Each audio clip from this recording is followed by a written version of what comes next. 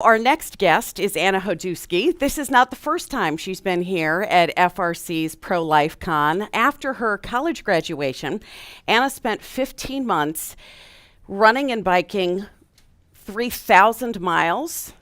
So just take that in for a moment.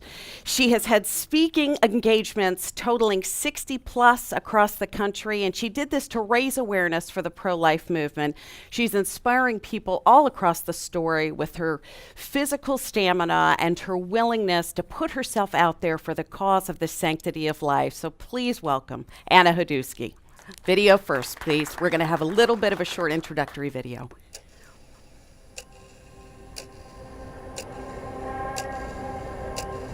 Since 1973, when Roe v. Wade was passed, there are 58 million children who have been victims to abortion.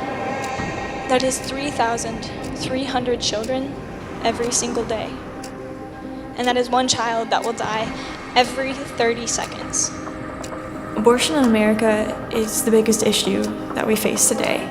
So many people don't know that the most innocent and the most vulnerable and the ones who need the most protection in our society, people are killing them, and it's a right in America, and people see it as a choice. I don't think it's as much as people don't care about the unborn. I think it's that people don't know what's actually going on. I'm running across America to teach people about the value of life and tell them that life matters. And the whole goal is to take people who are pro-life and activate them into the movement and teach them how they can make a difference.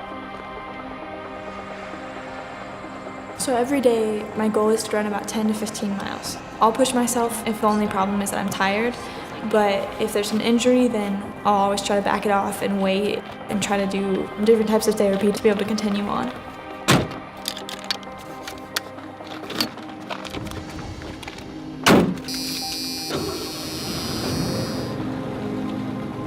People see the dedication that it takes to run, and then they ask why are you willing to do that? I'm able to answer them because life matters and because life has value.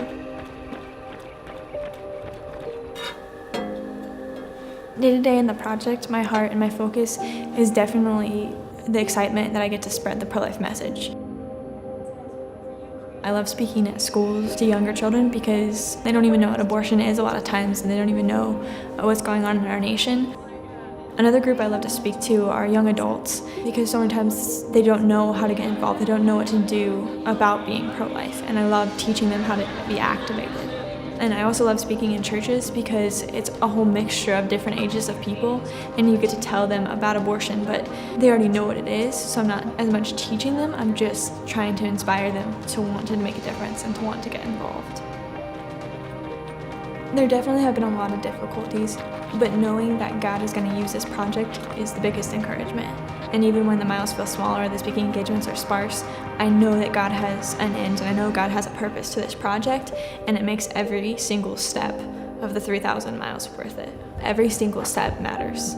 Every single mile matters. And that's similar to ending abortion. The day in, day out that seems so small and so minute is what's going to actually bring you to the end. Always continue pushing and pursuing truth and righteousness, then abortion will come to an end.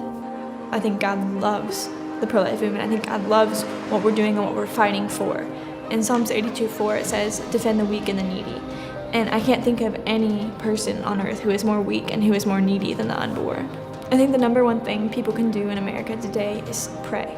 Seek God on the behalf of the unborn children and pray that abortion will be overturned and that we'll be able to see Roe v. Wade come to an end. I believe that slowly America is beginning to wake up to what abortion actually is. God has shown himself so faithful in every step so far, and I know that in the second half he's going to do exactly the same thing and continue to show himself faithful to us. I do believe Roe v. Wade is going to be overturned, and I do believe abortion will end in America.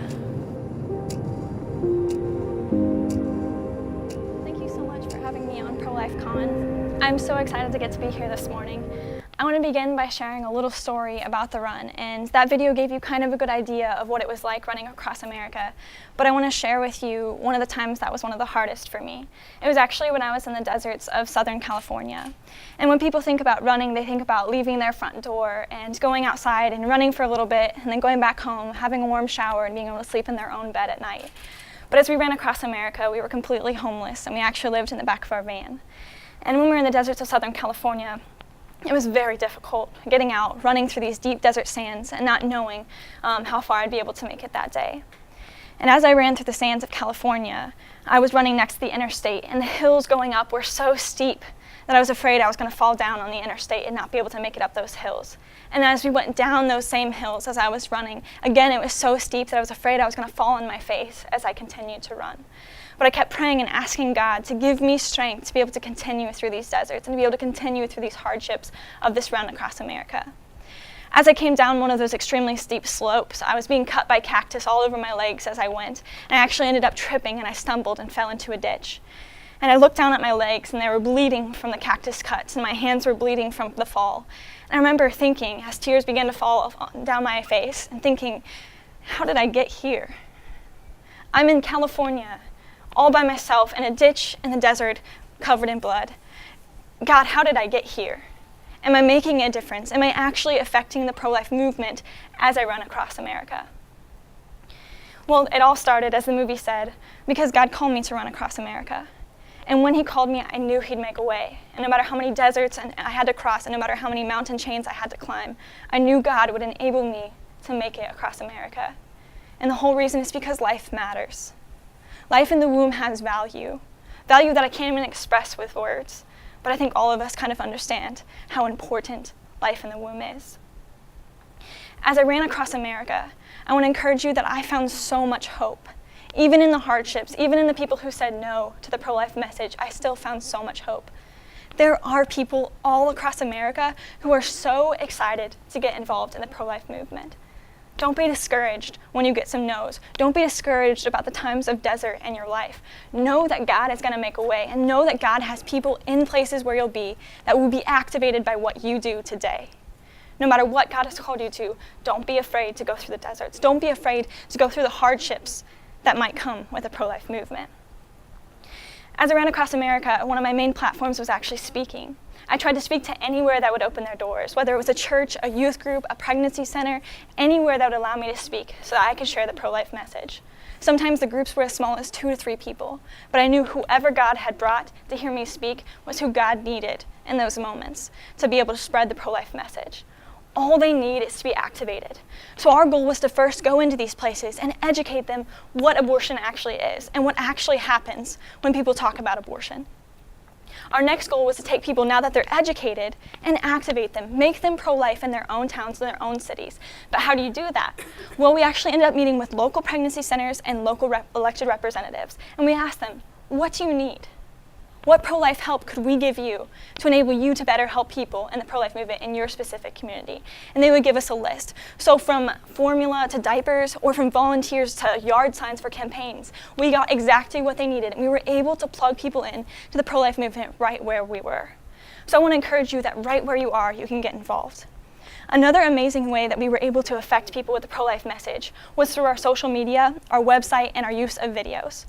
People who you can't physically speak to and physically reach can get involved in the pro-life message from a beautiful photo that you post, and with a beautiful quote about how important it is to be involved in the pro-life movement. You can make a difference, and you can get involved. Now that we're finished with the pro-life movement, we're going to continue speaking and educating people about the importance of life. I know we all have deserts in life that we face, and as we approach the 45th anniversary of Roe versus Wade, I am grateful to say that we have hope. It is hope that is flooding the streets of Washington as we all march today. Thank you so much for having me on ProLifeCon. Anna, how can people connect with you online? Our website is Project If, so projectif.life, and then all of our social media handles are Project If Life, so Project IF Life. Excellent.